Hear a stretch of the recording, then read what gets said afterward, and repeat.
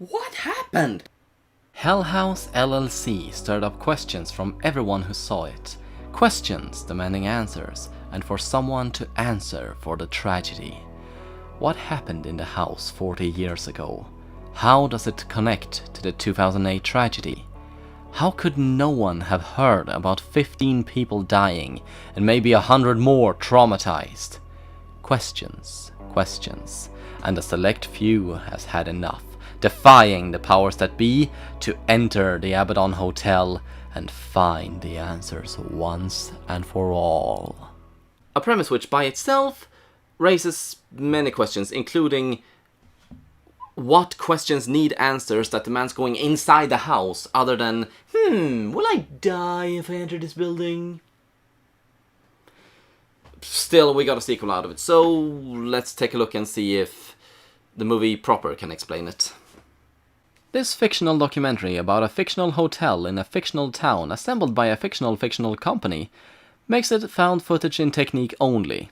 And between movies, the hotel has become ravenous. Something awoke that night in 2008, and it's been luring the foolhardy, never to be seen again.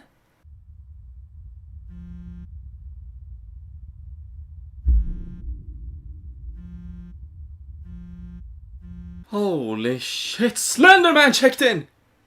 Since the documentary was released, the Hell House has become something of a cult phenomenon, even becoming a topic on a niche talk show. It's been 2 years since the controversial release of the Hell House documentary, and many of us still have questions. That's true. For example, why was the documentary released unfinished? I mean, it was established the first footage the editor saw was of Sarah being killed, meaning that he still went back and put all the clips in chronological order and edited it together with the interviews that they conducted. And then halfway through, it's like he forgot it was supposed to be a documentary and turned it into a film. Also, how was the last bit of footage retrieved if no one entered the house? Will these questions be explained?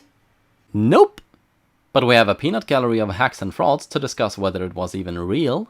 Arnold Tesselman, who worked for the Rockland County Magistrate's Office... Slenderman called it. Tall, thin man in a pitch-black suit with an American flag pin. I wonder if he represents authority and is therefore a bad guy. There's also the careerist psychic Brock Davis, played by Kyle Engelman, and the motherfucking Mitchell Cavanaugh, played by Vasil Flutur. You remember Mitchell Cavanaugh?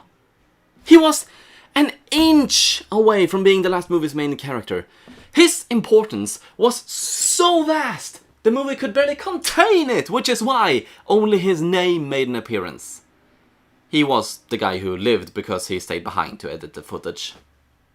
Why don't we start? Susie, do you mind if I start with a comment and a question? You're a dick, and my question is why?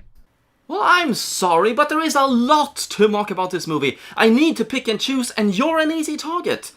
The plot speaks for itself, and the dialogue, discussing everything that's wrong with that, it would take 3 hours.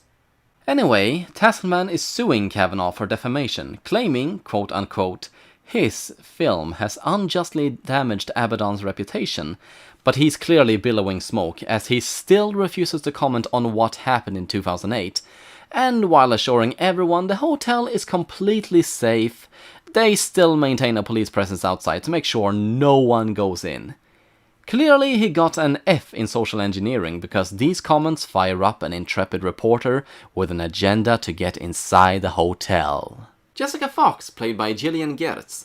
She and her team, consisting of Molly Reynolds and David Morris, played by Joey Schatz, poor woman, and Dustin Austin, poor man, are hoping to uncover a decades-long conspiracy within the town of Abaddon.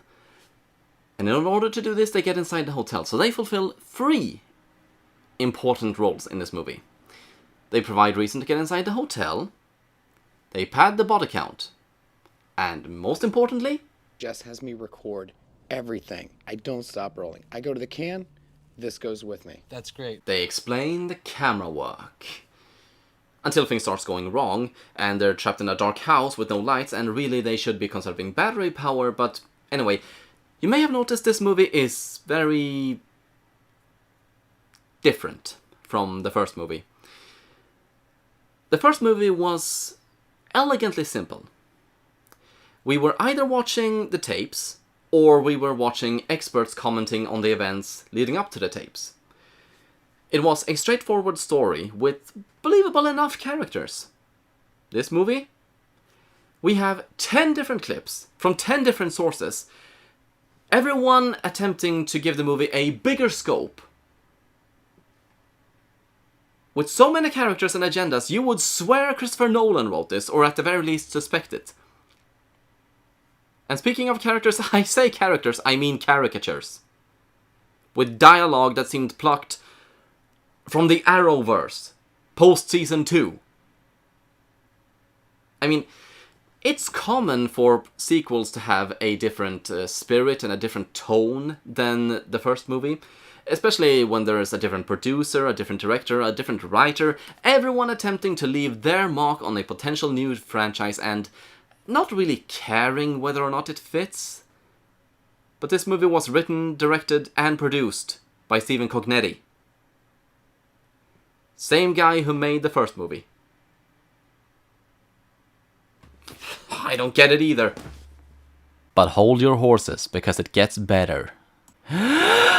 When Tully's cult committed suicide, ignore the fact the last movie said it was just Tully and the cult may have just been a rumor. One member got left out and he told the police that Tully kept all their records and other juicy evidence in the fridge, and Jessica thinks the police may have checked the kitchen fridge but not the cellar fridge because they are just that inept, and neither did the Hell House crew stumble upon it despite using the cellar in the haunt and even entering the fridge. And they need Kavanaugh to guide them for the hotel because now it's inspired by Herman Holmes' murder house and it's therefore an impassable labyrinth of rooms and halls, even though the crew had no trouble navigating the very basic layout in the last film, and even if they're worried about getting lost on their way to the cellar, they could just get in from the outside cellar door that the last film established because the crew planned to use it as an exit from the haunt.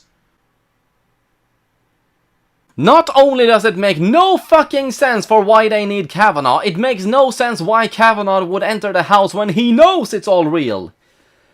Jessica suggests that this could somehow explain what happened to Diane from the last movie, because suddenly that's very important to Kavanaugh.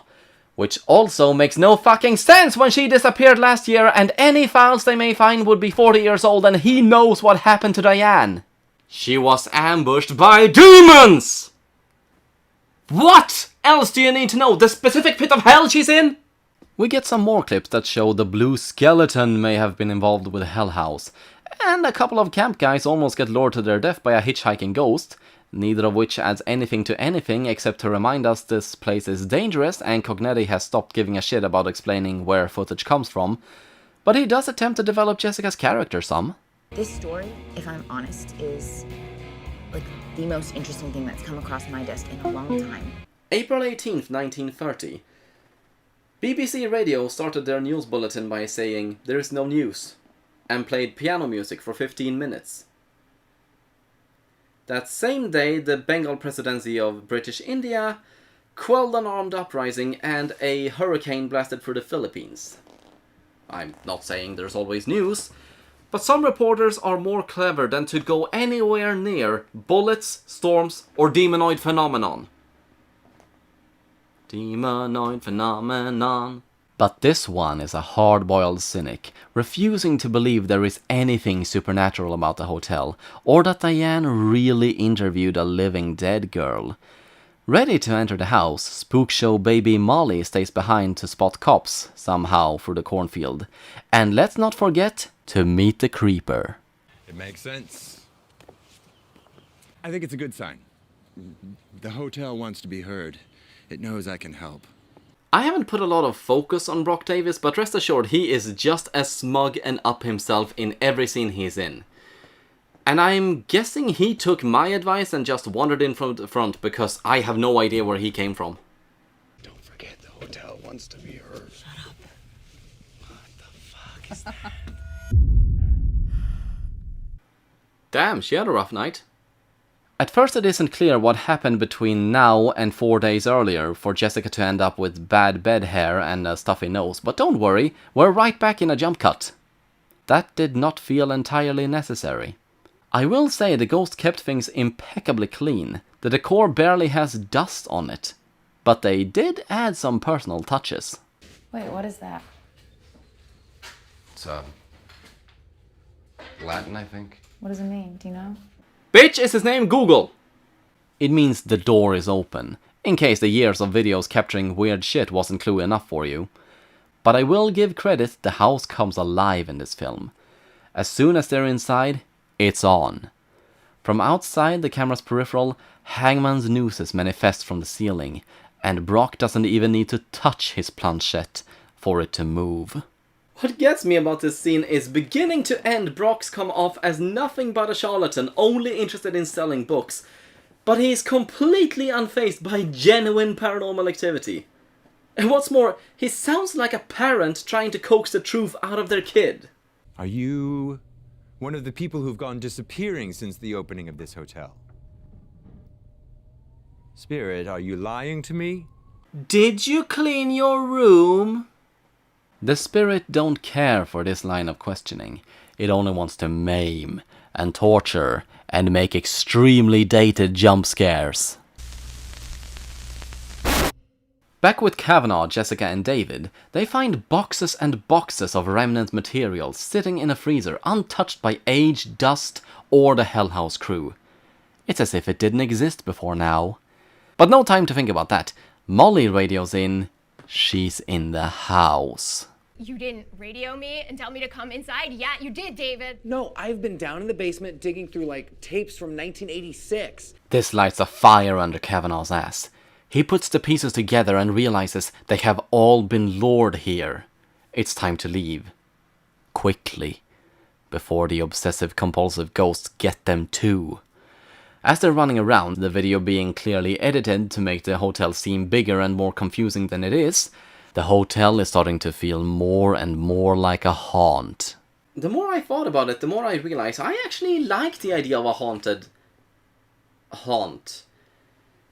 Haunts are traditionally cheesy and exaggerated. They're like walking through 80s horror films. Even if they're suspenseful and graphic, they're not scary in that sense, at least not to me. Having the bombastic and circus-like nature of a haunt turned corrupt and harmful, it actually sounds pretty cool. It could even be scary if done right. I've heard a lot of positive things about this one movie called Haunt, but I haven't seen it yet. And I don't think it works here. It's too mundane, and even as the props and lights come to life all around them, it still just looks like four yahoos running around in the dark. Guys, look, we can't go up there. Why the fuck not? Because I saw your documentary. If it's the documentary you're going by, I'd be more worried about going into the basement, and you cleared that no problem, so... Then again, we're in Topsy-Turvy land now, so... Genuinely, as the stairs no longer lead to 3 bedrooms but a maze of storage space where American Sadako waits to hunt them down. Being a ghost, matter is of course like air to her. So, she simply fades through the walls and boxes and props in pursuit of the crew. Joggong! Pugna, they don't have the money for that! She just does the Jason thing where she almost catches up to them even when walking and then gets stumped by a door. Even though she could quantum leap earlier. These ghosts really are just dicks messing with people. Let's talk a little bit about Alex Taylor, who's become a controversial figure. Officials from Rockland County and Abaddon say that he was never given permission to use the hotel. Well, legally speaking, I don't think they were allowed to forbid him from using the hotel. If the county owned the hotel, you had every right to deny that request. And if they were squatting there, you had every right to drive them the fuck out! Claiming you didn't makes it seem like you wanted them there. Well, that still doesn't explain why he chose the hotel out of all the other possible options available to him. Did anyone feel that needed to be addressed? I just assumed Alex looked for cheap and creepy rentals. Apparently it does need to be explained, because while stuck in a tiny butt room, David finds something on one of the tapes that he was watching because he was bored in this high wire situation. It turns out Alex had in fact been to the hotel more than 6 months before the tragedy struck, which honestly wouldn't surprise me if he was going to rent the hotel, but the movie makes a big deal out of it, so it must be important. Alex, you didn't. You invested the company's money and not your own. Oh, wow, how did I have you pegged so wrong? It turns out Alex had all but bankrupted Hell House LLC with some careless business decisions.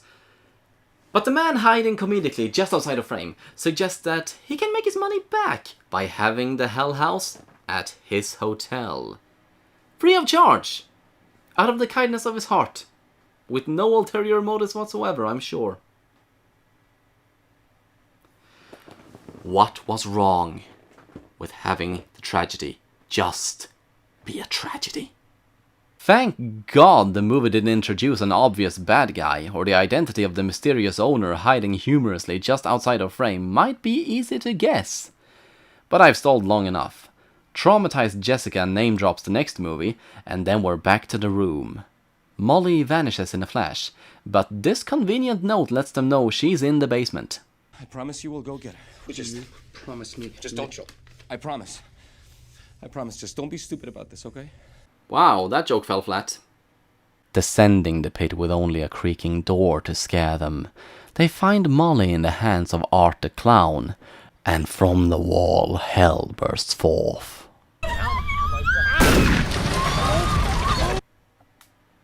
Alright then. The portal farts open and let the demons descend. Yeah, that tunnel is clearly going upwards, not sure how that works.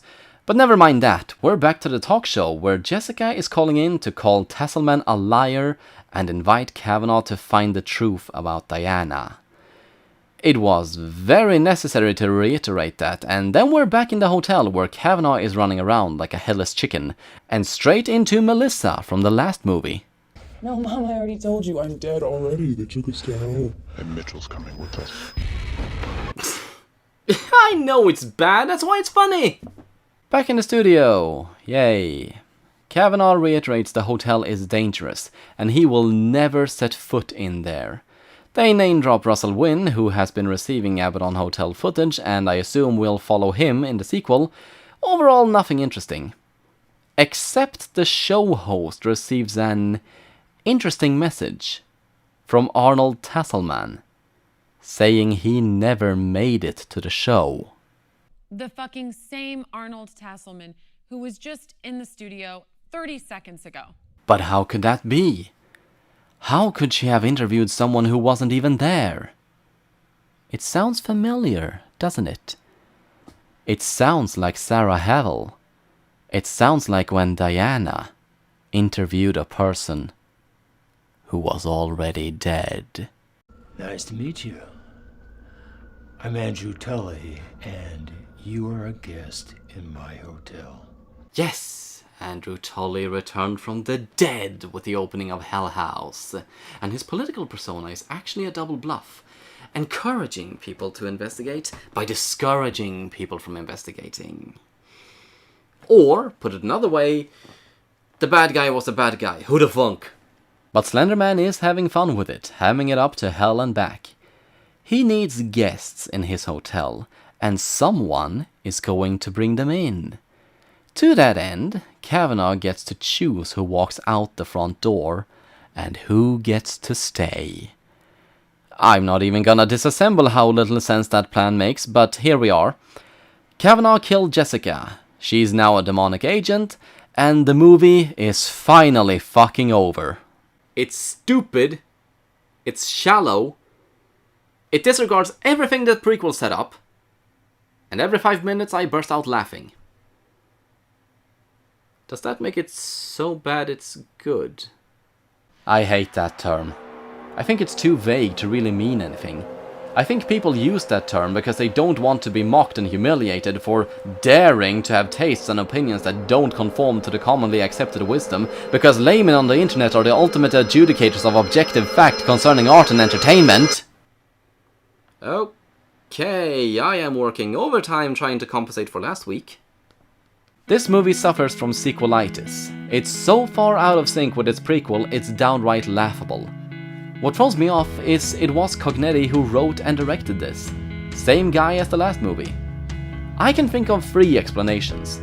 He didn't have enough money to do something in line with the first movie, but taken to its extreme with better effects. Or he wanted to make something different from the first film to show off his directorial skill and not be labeled a one-trick doggy. Or he took advice from people who had no business giving him advice. Critics on the internet. No matter the reason, this is the direction Cognetti went with, and I need to judge it as such.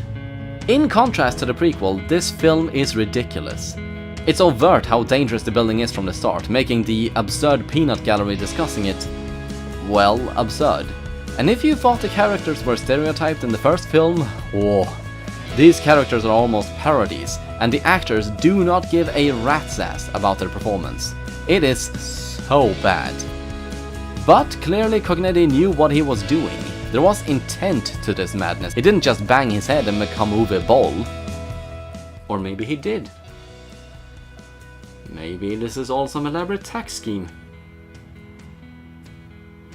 I don't know, all I care about is the final result. Underwhelming is the kindest thing I can say about this movie. No, I didn't think Hell House was the be-all end-all of found footage, but it was a good film with potential to be found in sequels, and it just makes me sad Cognetti seemed to squander it. All my enjoyment comes from acknowledging it's bad enough to laugh at, and while I can't speak for everyone, I don't think it would be as funny if you haven't seen the first film. Hell House LLC 2, The Abaddon Hotel, is such a weird movie, giving answers to questions that didn't matter and inventing questions where none existed, and completely wasting any potential I think it had in a franchise. Not to mention, it ended in the shortest assessment I think I have made for any movie. And I sentence it to a 4 on a scale of 11. I did enjoy it, so I feel a little bit guilty rating it so low. But the question I ask myself is, would I watch it again? And if I did, would it be as funny that time? And would it work without the first one as a contrast? I don't think so, but maybe that's just me. Thank you all for watching. I have been Cold Scratches. Make sure to follow my art channel, my DA, my Twitter, like, comment, subscribe, tell a friend, and I hope you will see me again next time to take another look at what I found.